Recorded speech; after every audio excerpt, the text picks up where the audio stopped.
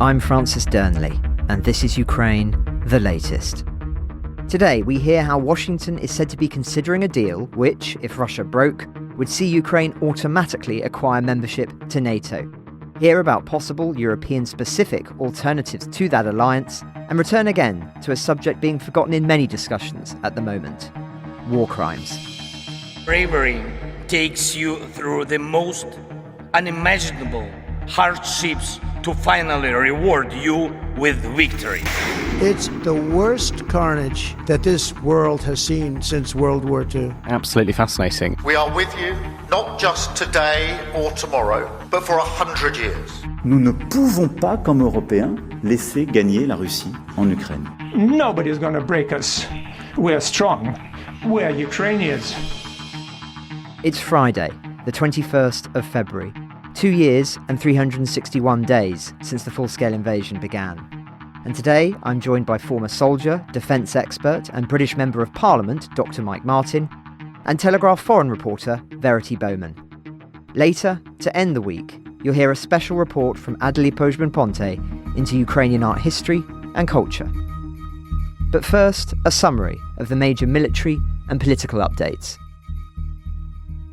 Russia is instructing its propagandists to declare victory in the war against Ukraine and NATO on the 24th of February, the third anniversary of its full-scale invasion.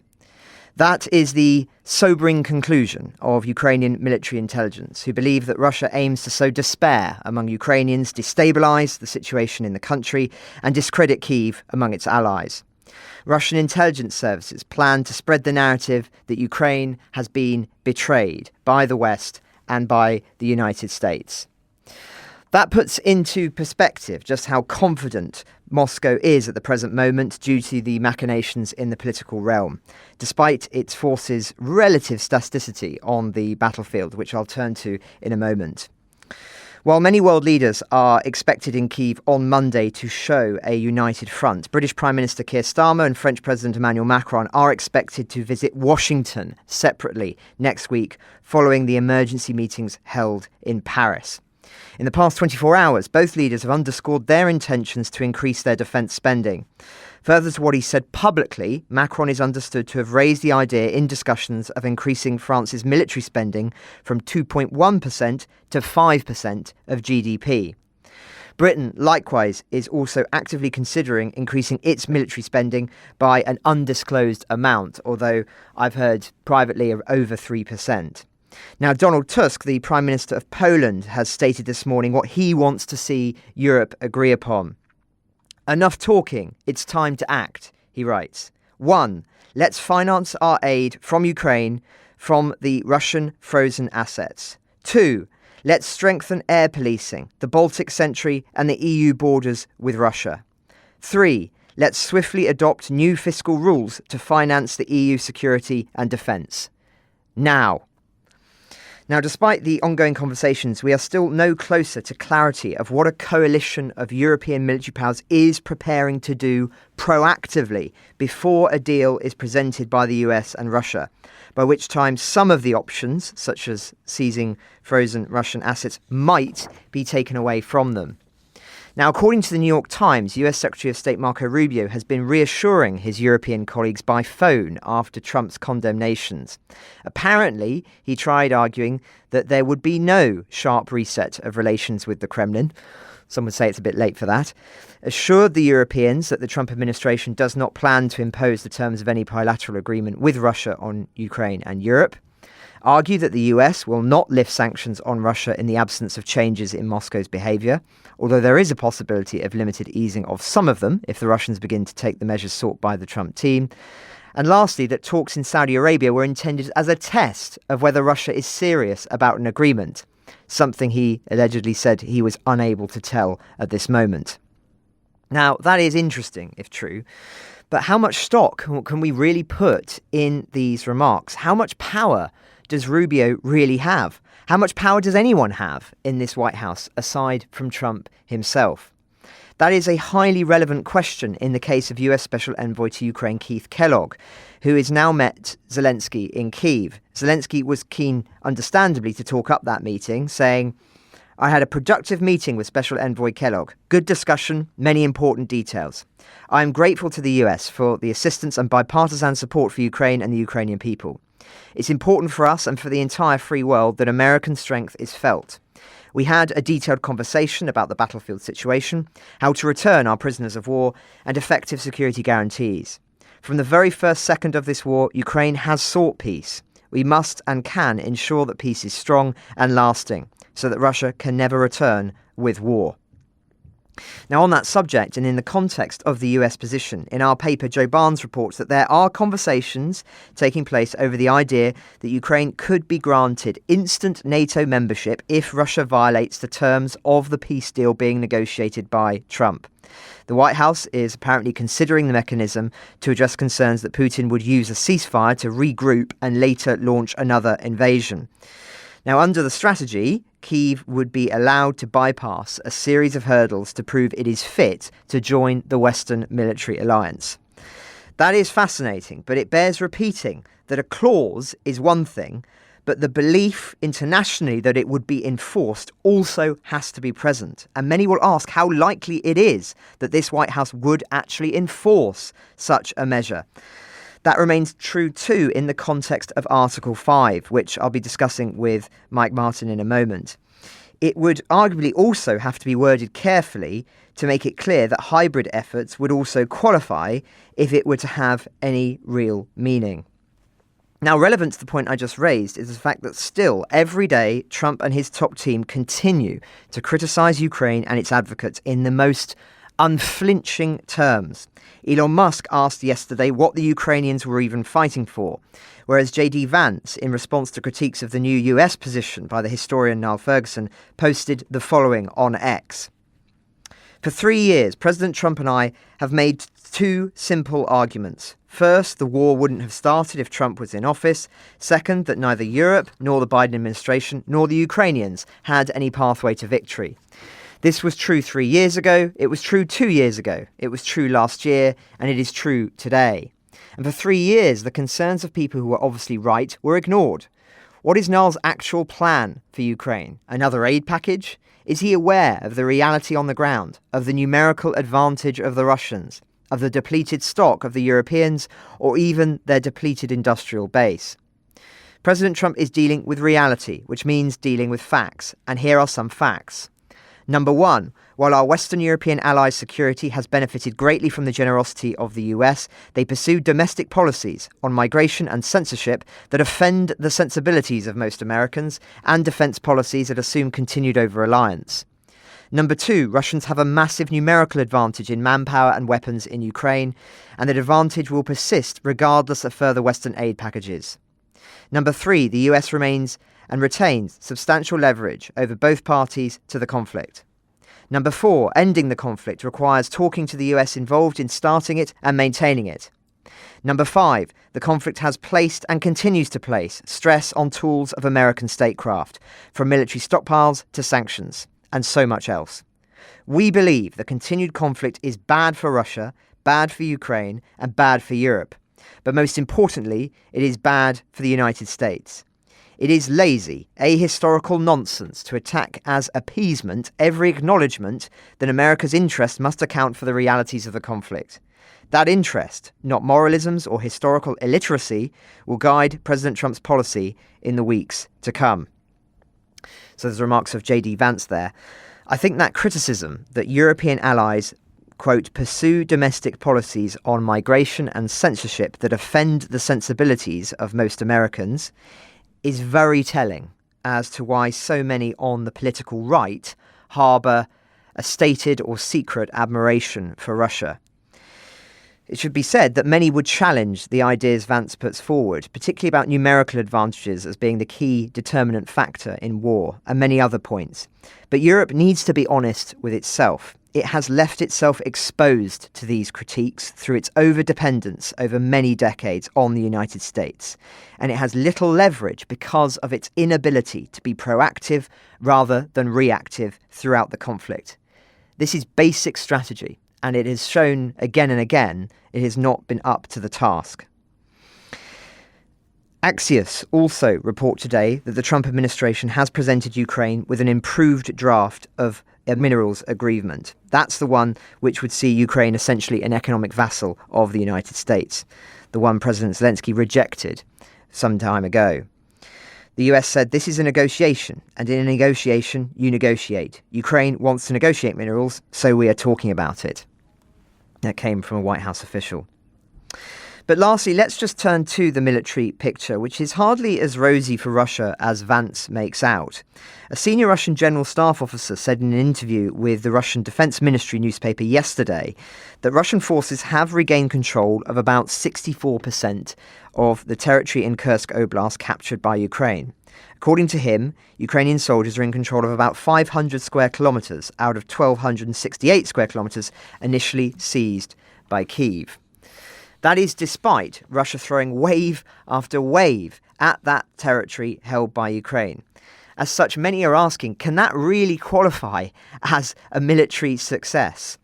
Likewise, across the front lines in Ukraine, Russia seems to have stalled on most fronts.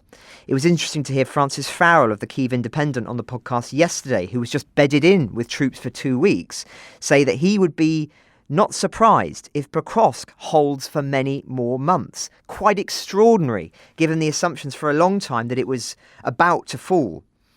Now, there were a series of drone and missile strikes across Ukraine yesterday, albeit still at a much lesser rate than several weeks ago. Nevertheless, though, it is worth underscoring that glide bombs struck a 10-storey high-rise building in Kherson Oblast, and in the Zaporizhzhia region, a 53-year-old civilian was killed after a Russian strike hit several buildings. In a separate incident yesterday, at least 4 people were killed in the frontline town of Kostyantynivka, including a 72-year-old woman. Ukrainian police report that Russian forces dropped 4 bombs and used artillery in that attack. Meanwhile, in Donetsk, Russian aircraft targeted residential areas, killing 1 man, according to Ukraine's state emergency service. But, just to underscore the point that Russia is not as strong as it appears from the perspective of many experts, I would point listeners to a very interesting special report by Christina Harwood at the Institute for the Study of War. It's called Russia's Weakness Offers Leverage. She writes, the US can use the enormous challenges Russia will face in 2025 as leverage to secure critical concessions in negotiations. Russia will likely face a number of material, manpower and economic issues in 12 to 18 months if Ukrainian forces continue to inflict damage on Russian forces on the battlefield. Russia's defence industrial base cannot sustain Russia's current armoured vehicle, artillery system and ammunition burn rates in the medium term. Russia's recruitment efforts appear to be slowing, such as they cannot indefinitely replace Russia's current casualty rates without an involuntary reserve mobilisation, which Putin has shown great reluctance to order. Putin has mismanaged Russia's economy, which is suffering from increased and unsustainable war spending, growing inflation, significant labour shortages, and reductions in Russia's sovereign wealth fund. These issues will present difficult decision points to Putin in 2026 or 27, provided current trends continue. Putin thus is likely to prioritise breaking Western and particularly US support in 2025 and securing his desired end state in negotiations, letting him avoid facing the nexus of difficult problems he now confronts. US military aid has let Ukraine drive Russia towards a critical moment when Putin will have to make hard choices. The US can accelerate the moment when Putin must grapple with these interlocking problems and can likely coerce Russia into making the concessions on its demands necessary to secure a peace acceptable to the US, Ukraine and Europe. The US can achieve a strong negotiating position and negotiate a deal that maximises American interests by continuing military aid to Ukraine and increasing battlefield pressure on Russia. So the words from that report there goes into a lot of detail on all of those ports, but many will be asking again whether anyone in Washington is actually listening to those arguments. But that's where we are in terms of the most pressing military and political updates. I'm delighted now to turn to British Member of Parliament, Dr. Mike Martin. Mike, it's a pleasure to have you back on. I want to start, if I may, with your fascinating analysis you published over the past 24 hours of your view on NATO and Article 5 and the need for a Euro-Atlantic treaty organisation, so a different entity that acts for European defence and offers a nuclear deterrent as well as a military deterrent. Mike, can you just summarise for us what you're putting forward as a suggestion in Parliament? I've spent the last couple of weeks travelling around Europe, including spending last weekend at the Munich Security Conference. It's pretty clear when you speak to senior European generals and officials and policymakers, politicians, that there is quite a lot of doubt about whether the Americans would honour Article 5, which is obviously the clause of the NATO treaty that means that an attack on one is an attack on all of us. So the collective defence clause. Obviously, NATO, that collective defence is a bit of a psychological thing, right? So as soon as there's doubt about it, then it means that actually you need to plan for it not being there. And whilst there was quite a lot of shock, a bit like a divorce, really, there was quite a lot of shock at Munich at the conference. The logical progression from, well, if NATO 5 doesn't work anymore is, well, what does collective European security look like? And what I think that looks like, what I'm proposing, is that we form a Euro-Atlantic Treaty Organisation. It has all the frontline states, so the Nordics, the Baltics, Poland, Ukraine. It has the three big powers, so Britain, France, Germany. Obviously, two of those have got nuclear deterrents. Then I'd also include Canada, because that helps with the Arctic. Obviously, there's a lot of Russian interest into the Arctic. And ideally, sort of Turkey and Romania as well, because that means you control the Black Sea, so the southern flank. And it looks like NATO has an Article 5 type collective defence guarantee. The Britain and France's nuclear umbrellas are extended to all the participants. And then I'd actually take it a bit further than NATO, because NATO does collective training, obviously, in operations together, and it's a military alliance in that sense. But I would actually bring together European procurement, because there's another lesson, I think, out of the last 10 days. And I think you made the point in your introduction, that what are the Americans actually saying? That there's so much of what they're saying is contradictory, and it's backwards and forwards, and whatever their true policy is, if indeed they do have a true policy, it's created such doubt and such a lack of trust. It means that probably we can't buy kit off them anymore, military kits, because when you buy military kits, it's not just that you don't just buy the tank or the aircraft, you buy a sort of service package for maybe 15 years or 20 years that has all the spare parts and all the software upgrades and all the rest of it. And if we don't trust them to defend us collectively, then we also probably don't trust them to sell us military kit, because they could decide, we're not going to give you the software updates to your aircraft, or we're not going to provide you with spare parts for your tank.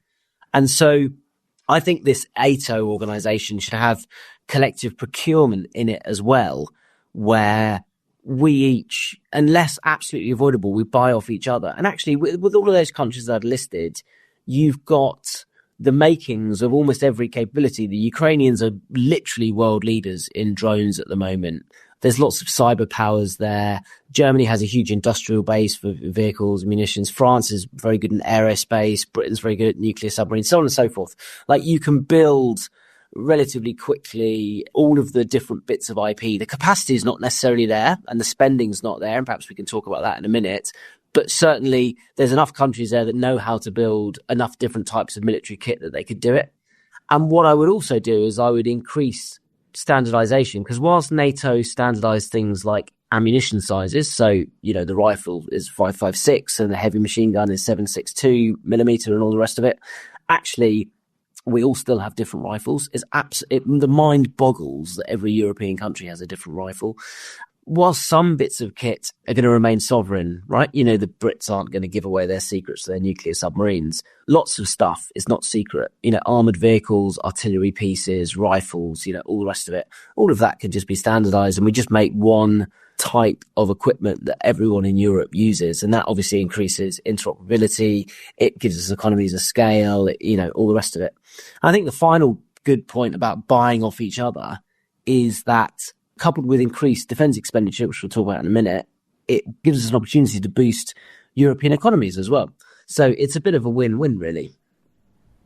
Thanks for that overview, Mike. Now, we're very lucky on Ukraine the Latest. We have a global audience. And I'm very aware we've spoken a lot about Britain and its position this week. But of course, that is deliberate because it is Britain that is being more proactive in leading these conversations, we understand. And in your thread on X, where you put this suggestion forward, you say that the only two countries in your view that could lead it would be Britain and France. And so my next question, Mike, is do you think there is the political will for this? Do you sense in the conversations, I'd be interested in your perspective on Munich, do you get the sense that there is a momentum behind proposals like this, or indeed using Jeff as a platform, as it were, for advancing these kinds of conversations? Or are we just not there yet? Are those of us having these kind of conversations in the public forum, as it were, just sort of operating in our own separate space? So I think that, France and Britain, probably the only two countries that could take the lead. They're the only two countries with nuclear deterrent. They've got a sort of historical strategic culture, and they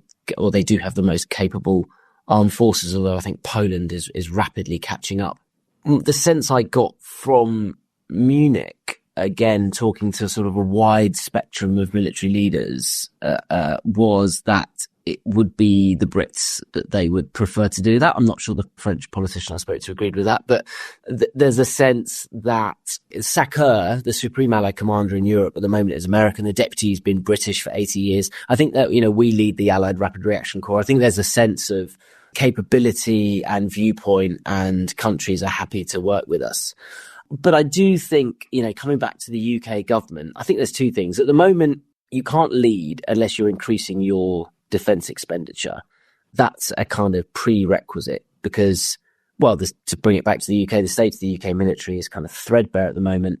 Part of that is because we've, kept defence budgets low, but the other part of that is because we've gifted loads of kit to Ukraine, which is the right thing to do, but we haven't necessarily replaced it. I think we have 14 155 artillery systems at the moment, the British Army. So I think someone said we had more cannon in the 1400s than we have artillery pieces now. So there is a big problem. And I think it's very difficult for the UK to step up and lead if it doesn't say, actually, we're going to spend this on defence. And the government at the moment, I was interested to hear in your introduction saying the government's talking about 3. I haven't heard that at all. I've seen the opposite from, Rachel Reeves, the Chancellor, saying, well, at the moment we're 2.3, we're committed to 2.5, but we don't know when that'll be. We'll make an announcement in the spring. My party, the Lib Dems, has come out saying 2.5 now. We've got a costed plan for that. And we're saying we should convene cross-party talks to get to 3%. That's really what you need to spend credibly to do Euro-Atlantic defence with allies. So I think that's one thing that we're missing. And I think the other thing is, my sense is that the UK government is still operating on the old scheme. And it's because it's saying things like, Britain's role here is to bridge between America and Europe, which is, traditionally the role we've played for decades very successfully. And it's been to our great benefit that we've been able to do that. But I think that those days are gone. Like, this American government, particularly the trio at the center of it, Trump, Vance and Musk, are revolutionary. They're revisionists. They seek to, and we saw that from Vance's speech, we saw that with Musk interfering in UK politics. They are revisionists. They seek to change the order in Europe and to have other political powers here. They do not like liberal democracy. Their idea, the ideological split that they have, is sort of liberal democracy on one side and a kind of libertarian, tiny government, techno utopia type of pure freedom of speech, no limits on what you can say type society, which is obviously very different to how Europe and Britain, I have to say, governs themselves and how they see themselves in terms of values. And so I think because of that ideological split, it's quite notable that we were all expecting Vance to come to Munich and talk to us about what the Europeans need to do with defence expenditure. We all agree it needs to go up, perhaps to talk about what the Ukraine deal might look like. Instead, he just came and singled out in succession a series of European countries and attacked their approach, compared European countries to the Soviet Union in terms of freedom of speech. I mean, it was absolutely ludicrous. And I think the degree to which you have American leaders repeating Russian talking points tells us that this particular American administration, and I don't obviously mean the deep links that the Brits have with the Americans across institutions, so military to military and organisation to organisation, that's obviously not changed. But certainly the current leadership is revolutionary, and I don't think is our friend, which it terrifies me to say it. You know, I've fought with, I've been under fire with Americans in Afghanistan, right? So this is not, I say this as an extremely pro-American, pro-alliance person, but my reading is that that particular leadership and that administration is not our friends. And I think we can see that as evidenced by, you know, what's going on with the deal over Ukraine. They are not on Europe's side. So for that reason, I think that the British government's position is not going to hold, that they can bridge between Europe and America. Obviously, Keir Starmer is going next week with Macron to America, and that will be fascinating. You know, I wish him well, and I hope he does manage to salvage the situation. But my sense is that is, you know, well, we'll see, won't we? But my sense is that those days are gone of us acting as a bridge. Hence why I'm proposing that we look into what European collective defence looks like. And I think, you know, based on my conversations with the Europeans, it's only the UK can lead it, but that requires us to increase our defence expenditure probably into the region of about 3%. And the Lib Dems will look very seriously, you know, on a cross-party basis at proposals that the government wants to put forward. Like, politicking is pro-Putin at this time, so we're really interested in the national interest to treat that very seriously. And I think we need to also, as well as increasing our spending, start to lead in Europe and bring together other European countries into that new collective defence organisation. Well, thanks, Mike. One final question, if I may, because I know you have to dash off. You spoke there about serving under fire with American soldiers. Of course, one of the conversation points of the past week or so has been the idea of British troops on the ground, and that being a vote that would go to Parliament if put forward by Sir Keir Starmer. We don't yet know the context in which that would be the case. He mentioned it would be part of some kind of peacekeeping force, so presumably under the auspices of some kind of deal. But if that vote were brought towards Parliament, would you vote for it? Sorry, I'd hate to give you a classic politician's answer. I would obviously have to look at all of the detail of what it is. In principle, I'm in favour of British troops playing a role in Ukraine on the ground in the post-deal phase, but without knowing what that deal looks like, who we're going there with, it's very difficult for me to kind of give you a sort of definite yes, no. I hope you don't feel I'm being too slippery there, but I think it's fair to say that there's quite a lot of ambiguity in that, so it's quite hard for me to pin myself down. But in principle, of course, I'm in favour of British troops being involved. I mean, I'm arguing for British leadership in Europe at the moment. I think the one thing I would say on that, though, is that there is a danger that obviously the Ukrainian problem is the crocodile closest the canoe at the moment. And there is a danger, though, that we solve that Ukrainian problem, but fail to solve the collective European defence problem. For example, I was speaking to a very senior German general on Sunday, and he was saying, look, if we stick 150,000 troops in Ukraine, that fixes them there, bogs them down, and then opens up the northern flank, Estonia, Finland, all the rest of it. It stops us being able to do collective defence properly. So whilst I think it's important that we do lean into the Ukraine problem, obviously we need Europeans at the table, Ukraine needs to be at the table. I think it's actually important to think about collective, because we can get collective European defence right in a way that solves the post-deal Ukraine security problem. But it is possible to rush into solving the Ukraine security problem in a way that leaves us vulnerable on collective European defence. So I would just advocate that we just rise our eyes up to the horizon a little bit and think in the biggest grand strategic terms about what European security architecture looks like. And if we get that right, that will solve the Ukrainian problem for us. Dr. Mike Martin, thank you very much for your time as ever, and I'm sure we'll speak to you again very soon. Now, I'm delighted to be sharing the studio today with Verity Bowman from here at the Telegraph, foreign reporter, of course, will be well known to listeners from over the years. It's actually been about 8 months, I think, since you've last been on. But of course, subscribers to the Telegraph will have been reading your reporting on Ukraine and many other matters over the past few months. Now, of course, an aspect of all of this that's being forgotten is the very nature of the fact that America and Russia are speaking at the moment is, in some people's eyes, in a sense, a kind of mandating of the strategy that Russia has adopted in Ukraine, because it's brought them to the negotiating table as, in a sense, a kind of equal partner or even above that. And yet we have seen throughout this war, Verity, so many egregious war crimes, and it's some cases of that you've been looking into. So what's the latest investigation that you've been working on? So for a few months now, actually, I've been looking into the issue of female prisoners of war in Ukraine. It all started when I met a woman named Larissa, who I was actually interviewing as the mother of a Ukrainian soldier being held captive by Russia. You know, we had quite a long conversation. It went on for a few hours. We spoke a lot about her son.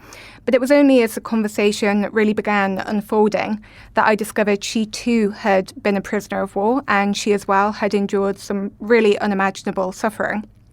So Larissa's decision to speak out was incredibly brave that she did so, set me on the path to tracking down other women who also suffered as prisoners of war. The process took months, as I said, and it was complicated. You know, it's challenging to find women who are able to put the horrors they experienced into words because, you know, this has been going on for 3 years now, but for all of these women, these memories are still very fresh in their mind. So what they told me painted a picture of a Russian system designed to terrorize and degrade Ukrainian prisoners. And it was a system in which torture, humiliation, and rape were commonplace. So I'm just going to give you a bit of detail about what happened to Larissa and a bit of a warning. It is quite upsetting. So Larissa recounted being stripped, naked, and humiliated in front of her captors. At one point, her and her fellow prisoners had bags over their heads. They were forced to strip naked, bend over, and walk through a cold shower in front of numerous Russian guards. When this happened, they were also coerced into singing the Russian national anthem. And she said, "It was humane. To them, we were nothing." So Larissa had spent 7 months in several prisons after being captured in Mariupol in 2022.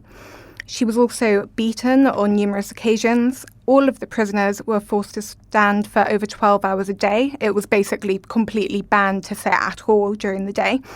And they were all mentally tortured. She recalled the guards calling her and other prisoners fascists and threatening to kill them. The constant threat of death loomed over her throughout her captivity. So as my investigation continued, it became clear that Larissa's story was just one of many. One of the other people I spoke to was Valentina Zubko, who was a 32-year-old military medic. She was captured at the Iliak steel plant during the siege of Mariupol and spent 5.5 months in captivity. She was crammed into a cell meant for 2 people, but forced to live with 15 others. Her cell lacked basic sanitation, and they were barely given enough food to survive. She described herself as a skeleton by the time she was released. She recounted how guards subject them to sadistic forms of torture known as the tiny train, where prisoners were forced to walk stooped over in a line, being beaten by guards standing in lines at both sides of them. If Valentina and the other prisoners weren't able to keep up with impossible exercise routines that the guards forced them to do every single day, they were punished and sometimes forced to march for hours in the freezing cold singing the Russian national anthem.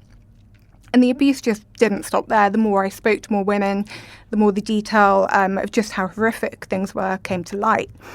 I spoke to Snezhana Ostapenko, a 23-year-old junior sergeant who was captured in May 2022. She endured electric shock torture during interrogations, as well as sleep deprivation. Loudspeakers in her cell blared the Russian national anthem for over 24 hours a day, and the lights were not turned off.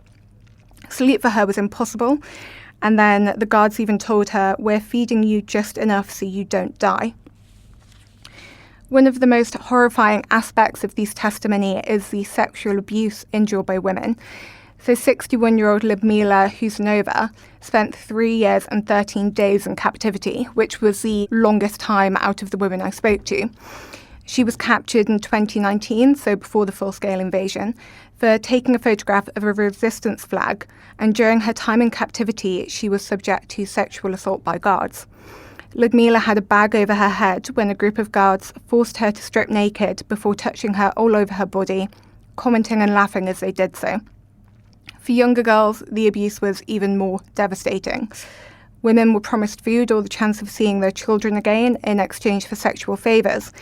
And Ludmila said that young girls would be taken to the dormitory housing Russian soldiers and that they would return crying. The experience of each of these women are deeply distressing, but as Francis said earlier, I think they're also crucial. They're evidence of what can only be described as war crimes. The UN and human rights organisations have accused Russian forces of committing atrocities, and now these women's stories provide a human face to those accusations. I think their testimonies are a reminder of why, perhaps now more than ever, it is important to listen to those who have lived and suffered through this war. Thank you very much, Verity, for your work and for summarising it there. It is an extraordinary investigation, which of course we'll link to in the show notes, and a very rare one because, as you say, it is rarer to see testimony of women who have been prisoners of war and suffered in this way. There have been many reports of men, male soldiers, but women, it is less common. Did you find that it was more difficult to gain this testimony than other testimony that you've acquired from men over the years? Yes, it was definitely a lot more difficult. Women were very scared to speak out. I remember Valentina being particularly worried that women she knew who were still in captivity could suffer for her speaking out and saying this. I've spoken to quite a lot of men in the past who are a lot more able to put into words what happened to them. And I think for women, something that makes it a lot more difficult is the gender-based aspect of all of it, and the fact that a lot of sexual violence is kind of used as a weapon of war in these situations. And may I ask, when you're approaching subjects like this, I imagine that it takes a long time to gain the trust of the individuals concerned. I think, we're in daily news, and obviously it's sometimes perhaps underappreciated how much time it can take to produce work like this because of those issues. I mean, how long have you been working on this story for? I mean, it's been a very long time. I first spoke to Larissa back in August, I think, of last year. And it took a long time from then, tracking down different women, putting out feelers, seeing where I would be able to track people down in Ukraine. And I've been working full time on this since January now, interviewing these women. So it has been a really lengthy process, but definitely worth the work that it took. And one final question, if I may. Are these women optimistic that they will ever see justice? Or is there a sense of that this is something that has happened to them and that the international community is just not in a position to be able to help them? At the moment, I would say that among them there was a real sense of defeat and a real sense that they didn't even know if speaking out would really make much of a difference, and kind of a feeling among them that they are kind of, expected by the world to pick up and keep going and kind of forget that this ever happened. Do you have any final thoughts to offer for us today, Verity? Anything that came about when you were working on this story that perhaps is an underappreciated aspect? I think overall, we just need to really be reporting on the experiences of people. We can get very wrapped up in talking about political developments. We can get wrapped up in talking about movements on the front line. But really what's happening is that these are real people with real lives that are caught up in this, complete web that seems impossible to get out of at the moment. Well, Verity Bowman, thank you very much for your time today. And as I said earlier on, there will be a link in the show notes to your fascinating and important piece. To end the week, something a little bit different. This Sunday, the 23rd of February, marks the 146th anniversary of modernist painter Kazimir Milelovich's birth. He was the artist behind abstract paintings such as Black Square or White on White, and the father of the so-called supremacist movement, which sought to develop a form of expression in the early 20th century that moved as far as possible from the world of natural forms in order to access the supremacy of pure feeling and spirituality. He is also one of many Ukrainian artists who have continuously been labelled Russian in museums around the world. You'll hear now Adley's interview with Tetyana Filevska, an art historian who specialises in the Ukrainian avant-garde, and Julia Solovey, one of the co-founders of Ukrainian WOW, an NGO that aims to promote Ukrainian culture. So,-- can you give me a little bit of background on his life and the fact that he's actually Ukrainian, born in Ukraine, educated in Ukraine, including for his artistic education, and how much Ukraine has influenced his work? Yeah, well, first of all, I think identity is something more complicated than, something singular. I think each of us can relate to various identities, and it's absolutely true for everyone who lived on the edge of 19th, 20th century, like Malevich. So he was born to Polish family in Kyiv at the time when our part of the world was largely occupied by the Russian Empire, but also other empires like Austro-Hungarian and Ottoman Empire. Malevich spent his early years in Kyiv, but then he traveled to other places, mostly villages all around central and eastern and northern Ukraine. And he has wonderful memories about that in his memoirs, in his autobiography written in late years. He remembered how he came to Kyiv, and that was the first time he saw art in a window of a shop, and how he first visited the art school, a real art school in Kyiv, and he met a real artist, Mykola Pimonenko, who was a famous artist back then, located in Kyiv. And then the introduction to this real artist and his studio was such an impression to Malevich that he himself wanted to become an artist. Later on, Malevich lived in a small town of Konotop. It's now almost on the front line, and it's daily actually shelled by the Russian missiles, unfortunately. So lots of the heritage relating to Kazimir Malevich in Ukraine is getting lost as we speak, unfortunately. Then, for many years, the family moved to Kursk, which was back then a territory inhabited by mostly Ukrainians as well. It was not something, we can say was purely Russian, because back then the borders were different. When he wanted to get higher education, he had to move to Moscow, because back then in Ukraine, in Kyiv, it was not allowed to have our own art academy. So he was forced to go to Moscow to get educated in art. So he spent lots of time in Moscow and St. Petersburg, later Petrograd, and then Leningrad. But he always has had this connection to Ukraine, and he called himself Ukrainian whenever he met other Ukrainians. And we can also trace this in his autobiography. Then in late 20s, when avant-garde art was no longer in favor in Russia, and it was really hard for artists to practice their creativity in a free way, he came to Kyiv, invited to teach at the Kyiv Art Institute, and he was a professor at the Kyiv Art Institute, so he had students. But he was also able to publish his theoretical works, and he had a series of his articles published in the Ukrainian magazine Nova Generatsiya, which was the most important magazine of the time for avant-garde art. The editor was Mikhail Semenko, a super important poet, a figure for Ukrainian avant-garde, and the magazine was in Ukrainian. Malevich's articles were also published in Ukrainian language, and it's his last kind of big piece of theoretical work. Also, it's important to say that his last personal exhibition, the last in his lifetime, was also held in Kyiv, in the Kyiv Art Gallery. And it was so popular that the gallery had to postpone the date, to kind of keep the exhibition going for more than a month, because people just wanted to come and see it. So there were so many important things for Malevich relating to Kyiv and Ukraine. And especially when he was a young person living in the villages, he was very closely in communication with Ukrainian peasants. And that was an inspiration for lifetime for him. He said that he liked everything about Ukrainian peasants. He liked the way they lived, the way they ate food, the way they were dressed, and the way they made art. And he said that he didn't even know this word, art, and he didn't know what it meant, but he just followed everything they were doing, and that was his way of kind of shaping his creative view, how he saw things, his perception of color and shape, and that impression was life-lasting. So, the connection to Ukraine and Ukrainian culture had an essential meaning for him. Do tell me about how watching these Ukrainian peasants cultivating beetroot, working in the fields, and the traditional Ukrainian outfits, but also the traditional Ukrainian crafts practiced by Ukrainian women influenced his work. He kept these memories throughout his life, and he remembered how he liked to observe the life of peasants.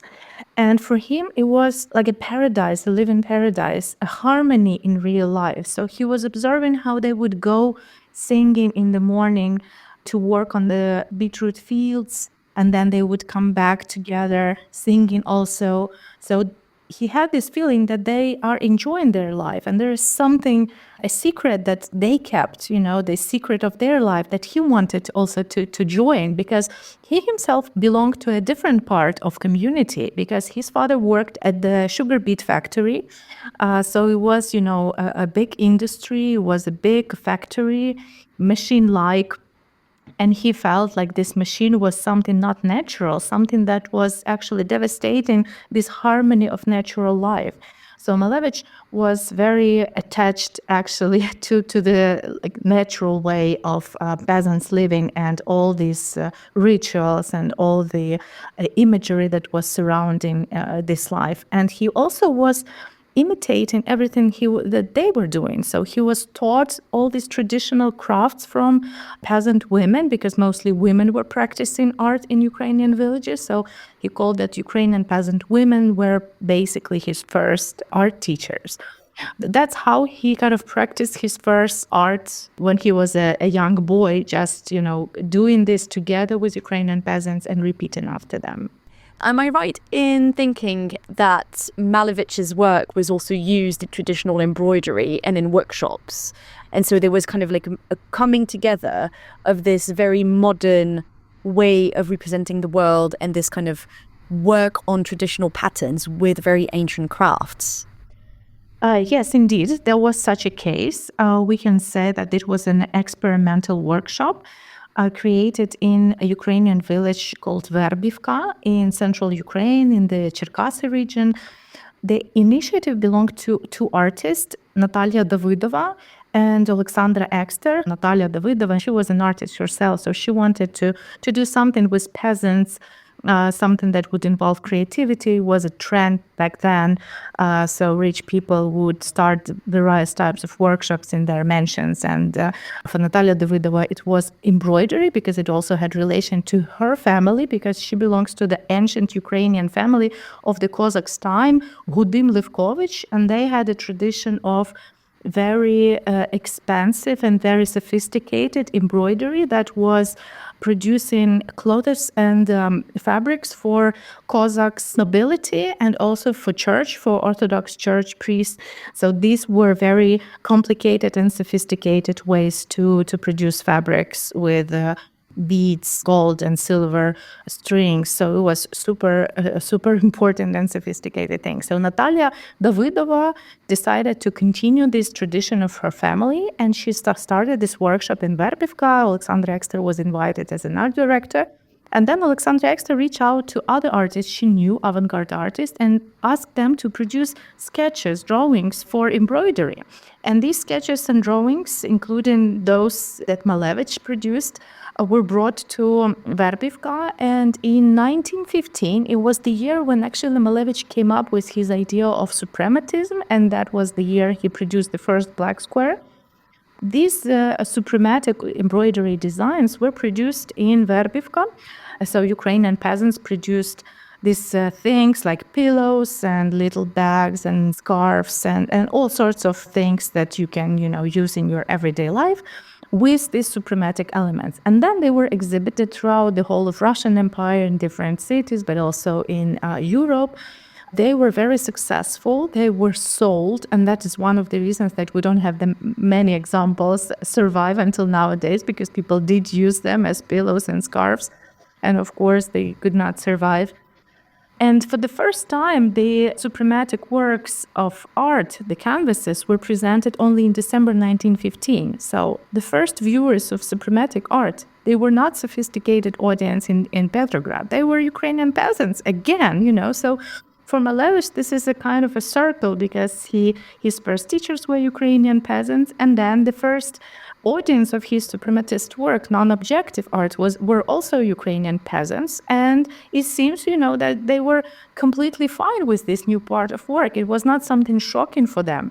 Maybe because, they are just used to seeing the geometric forms in primary colors in Ukrainian traditional art. So there was not something that would be outrageous for them, like for the audience in Petrograd that was used to objective art, mimetic art. So something that describes and shows our reality instead of kind of presenting an imaginary abstract collection of shapes and forms.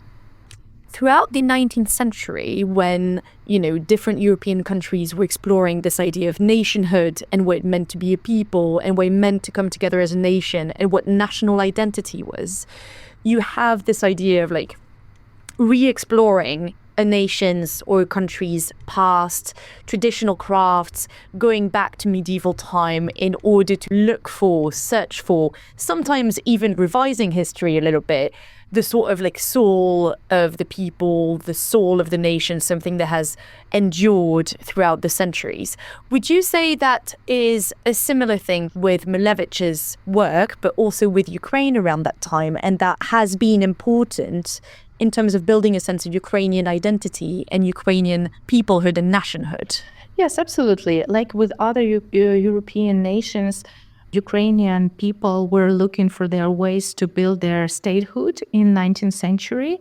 And this tendency to find this romantic, let's say, idea of a nation that comes with deep roots in history and with traditional culture and kind of going back to history, that was also the case. So lots of our important cultural figures and that also, political figures were going to research trips, study trips, collecting anthropological information, publishing, songs and collecting fairy tales, etc., etc. Like from Taras Shevchenko to Lesya Ukrainka, they were all involved in this kind of collection and analysis of traditional culture of the heritage, let's say, yes, and trying to come up with the idea of the nation based on that approach. But, we know that it had its limits, but it's interesting that Malevich and his figure is not that far from that circle, even considering that his family was of a Polish descent, but he definitely, from his family, from his community, he knew what building a nation and state was. He knew and he was involved with people who were very important and active drivers of this process. To name just one case. So during his work at the Kyiv Art Institute in the late 20s, his very close peer, a friend, was Sviatozar Drahomanov. Sviatozar Drahomanov was not just a son of Mikhailo Drahomanov, a super important figure in Ukrainian statehood and the Ukrainian National Republic in 1917. But he was also a favorite cousin of Lesya Ukrainka, who is considered one of the most important figures in kind of thinking about modern Ukraine and building the foundation, the cultural foundation of Ukraine.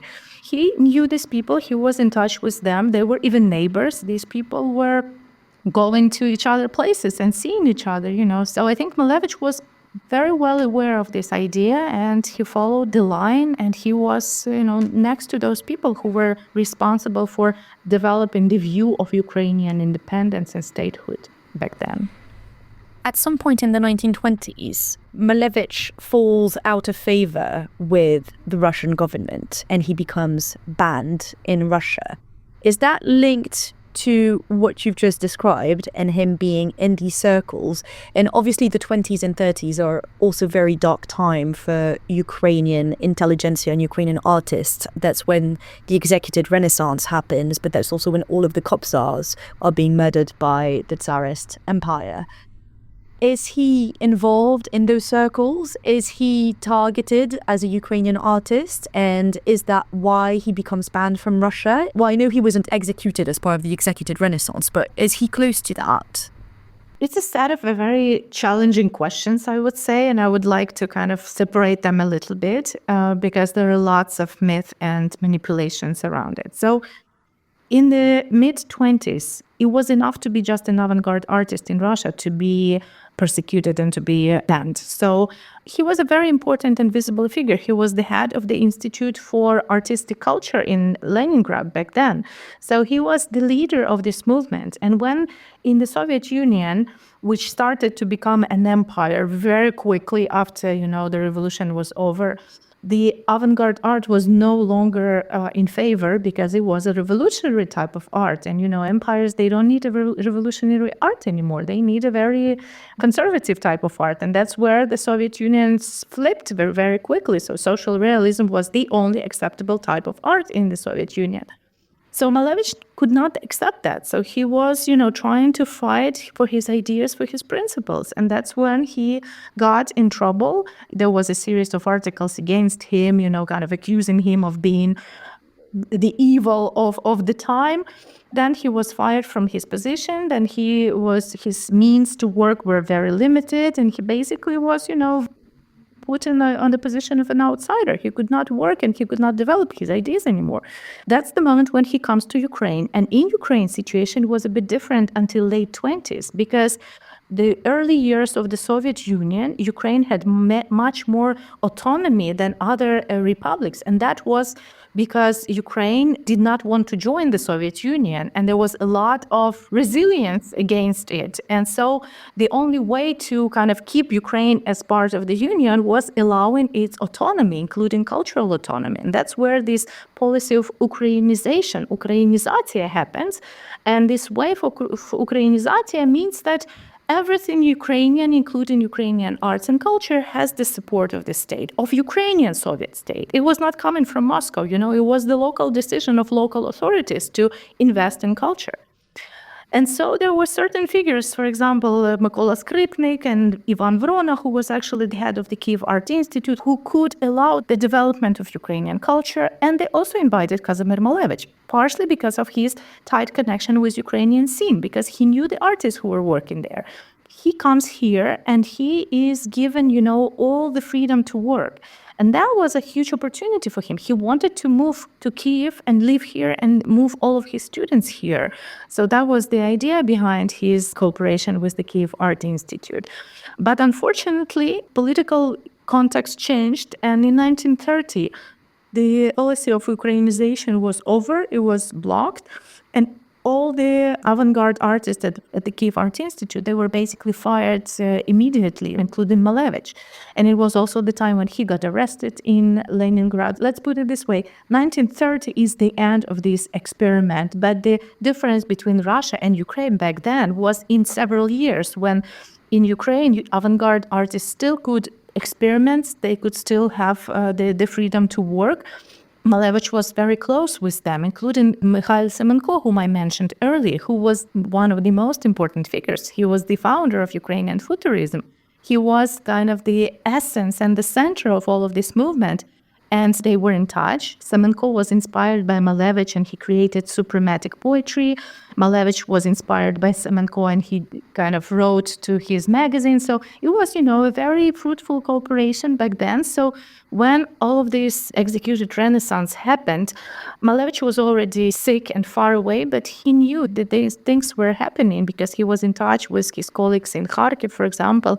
And I think it was also one of the kind of very hard moments for him to understand that people that he was very close to, his friends, his allies, they were basically getting killed, every day. Is it fair to say that Malevich could have been part of the executed Renaissance had he been in Kharkiv around that time, for example, with his friends? Or in Kyiv? Or in Kyiv. Yeah, of course. I mean, that was in one of his letters. He was saying that, thanks God that I didn't move to Kyiv in 1930s because I would have had a very bad end as an artist. So yes, he was aware and he knew that it would be his destiny for sure. And he wrote that in one of the letters. That's fascinating. Talking about this moment in time now, just a big jump across a century, obviously culture and identifying and re-identifying Ukrainian artists as Ukrainian is immensely political. Can you tell me a little bit about what that process has been like, working with museums across the world and trying to get the world to understand your points? Well, it's extremely hard because museums are very conservative, and museums are, of course, institutions that produce knowledge, and it's really difficult for them to acknowledge that they were wrong about something, that they were mistaken about something, and they don't know about something. And it's really hard for them to hear it from someone or somewhere they didn't even know existed a couple of years ago, So the question that, Ukraine and Ukrainian history and Ukrainian culture was falling between the cracks. It was wiped out of the world history and including art history is a very big question in itself. And I would highly recommend to listen lectures of Timothy Snyder to kind of understand why this happened, how it's impossible to understand the world without actually knowing Ukraine's history, and including art history. But it is very difficult to even change a caption of one artist in one particular museum. And we're talking about dozens of artists with hundreds of paintings in thousands of museums, So this work takes years. This work takes lots of effort and time. And I have just one example. In 2017, there was a big exhibition in MoMA dedicated to Russian avant-garde. One of the works was by a constructivist from Kharkiv, Vasyl Yermilov. But he was captioned as Russian, and his work was hanging upside down. And the reason I know that it was upside down, because the work was a letter B, the Cyrillic letter B for Boris. It was the first letter of his friend Boris Kosarev. And I knew because I saw a photograph from 1925, I think, when Vasyl Yermilov is standing in front of that work in Kharkiv. So I knew perfectly the way it was supposed to hang. So I came as an art historian to the museum and told them, I deeply apologize, but there might be a mistake in your exhibition that you have to name Yermilov as Ukrainian, first of all, but please also hang the work properly. So it was 2017. Remember the date. They said that they will definitely pass this on to their management. Several months later, I asked a friend who lives in New York to come and see what happened. Guess what? Nothing happened. Of course, nothing happened. Nothing changed. So I sent a letter to the museum, nothing, so there was no reply whatsoever. Then 2022 happened. And of course, by that time, I knew half of MoMA staff, and I was, exchanging different emails and ideas with them. And they sent me a letter saying, we are in solidarity with Ukrainian people, and this is the project that we did. We put together all the artworks of artists and works that are in our collection in one room. It's called In Solidarity, and it's dedicated to Ukraine. And he sent me a photograph. And guess what? There was this work by Vasyl Yermilov hanging upside down. I think it was the 2nd or 3rd of March, and I think it was the first time that I laughed like crazy after the full-scale invasion started, because it was so funny, still. Even into the full-scale invasion, I got this, this reaction. So I sent him a reply saying, well, I'm very grateful, and it's really important for us, thank you. But maybe you could, change the artwork and hang it properly. And guess what? In a couple of hours, I received the photograph. They changed the artworks. It was not just Vasyl Yermilov as Ukrainian, but the artwork is actually hanging properly now. So I'm joking that it took me 6 years of my work, professional work, and communication, and one full-scale invasion to change the hanging of one artwork in one museum. So, the amount of work that we have to put into this change of approach and to make Ukraine visible in the global art history is just immense. 10 people cannot do it. It takes the collective effort and a collective responsibility of all the museum, of all the artistic community to change this. That anecdote is as funny as it is tragic and as it is telling about the world of art. I think that leads us into a perfect segue for Julia. Where do organizations like yours, Ukraine Wow, where do you fall into that landscape? Our background is creative communications. Me and my partner, Yaroslava Grace, before the full-scale war, we used to work with a lot of, I would say, educational or edutainment projects. And also we've created one of the most visited exhibition in Ukraine WOW, which somehow gathered together these incredible stories of great Ukrainians and our cultural, historical, even geographical wows, as we call them. When the full-scale war started, we helped to launch the official fundraising platform of Ukraine, where we worked for 2.5 years, doing our best and finding the ideas that can communicate about Ukraine and build this feeling of unity that, gives you the motivation and desire to support Ukrainians and feel the connection despite the distance, and obviously despite the fact that people know very little about Ukraine worldwide. Yes, you might now know the name of the country, but know really a little about our history, culture.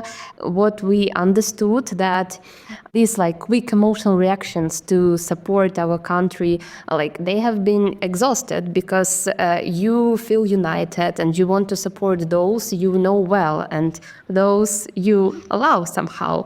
And it's time to build stronger ties, and it's time to reclaim our big names, to make new names known. And what's important that our background was more focused on these creative ideas that helped us, despite the fact that we have a lack of resources right now. It's obvious all our resources are focused on our defenders, and we have to find this resourcefulness, and this creativity to bring the light, to highlight our cultural ties with the world, existing ones, and also to build new ones. But thanks to your support and interviews like this, these stories can find their voice and they can be heard, bring their light, and build this unity, I think, with the world. What sort of projects do you then put together, and what sorts of projects do you have around Malevich's birthday, which is coming up on Sunday? I think that we will dedicate the whole year, and a lot of projects will be around the name of the Malevich. We are working right now with a Ukrainian famous modern artist, Oleksiy Sai, now well known thanks to the great installation he did during the Burning Man last year, to somehow rethink the heritage of the Malevich, because it's important not only to tell the stories of the past, but somehow reinforce the heritage and find a new voice and continue the story, not just returning back to the story, but to give it a new voice. That's great. Well, we'll look forward to seeing all of that. Thank you both so much for your time. It's been a lovely and very instructive conversation. Is there any question I haven't asked or anything you would like to add? I think that maybe I can add the last message from our side, that if you erase the culture of the country, you can take it without an army, because you erase its identity. And right now, even with the massive army of Russia, they can't defeat Ukraine because we have this strong identity and we have this incredible story of this resilience. And understanding better the history of Ukraine can really bring the better understanding of the present and the hope for the future. I would also like to add that, of course, figures like Kazimir Malevich has a tremendous role for international art and architecture and creativity in general, but it's absolutely impossible to understand Malevich without his Ukrainian biography, without his Ukrainian work, and without his Ukrainian connections and influences. So it's not that, we're trying to take away Malevich from other cultures. We want to add Ukrainian part to Malevich, that it's full, it's solid, and it tells the whole story. Tetyana Filevska and Julia Solovey, thank you both so much for your time. Thank you. Ukraine the Latest is an original podcast from The Telegraph, created by David Knowles. To support our work and to stay on top of all of our Ukraine news, analysis and dispatches from the ground, please subscribe to The Telegraph. You can get your first 3 months for just £1 at www.telegraph.co.uk/Ukraine the Latest. Or sign up to Dispatches, our foreign affairs newsletter, bringing stories from our award-winning foreign correspondents straight to your inbox. We also have a Ukraine Live blog on our website, where you can follow updates as they come in throughout the day, including insights from regular contributors to this podcast. We also do the same for other breaking international stories. You can listen to this conversation live at 1 p.m. London time each weekday on Twitter Spaces. Follow the Telegraph on Twitter so that you don't miss it. To our listeners on YouTube, please note that due to issues beyond our control, there is sometimes a delay between broadcast and upload. So if you want to hear Ukraine the Latest as soon as it is released, do please refer to podcast apps. If you appreciated this podcast, please consider following Ukraine the Latest on your preferred podcast app and leave us a review, as it helps others find the show. Please also share it with those who may not be aware we exist. As the disinformation war continues, we're relying on your support more than ever. You can get in touch directly to ask questions or give comments by emailing ukrainepod@telegraph.co.uk. We do continue to read every message. You can also contact us directly on Twitter, now X. You can find our handles in the description for this episode. As ever, we're especially interested to hear where you're listening from around the world. Ukraine the Latest was today produced by Phil Atkins. Executive producers are Louisa Wells and David Knowles.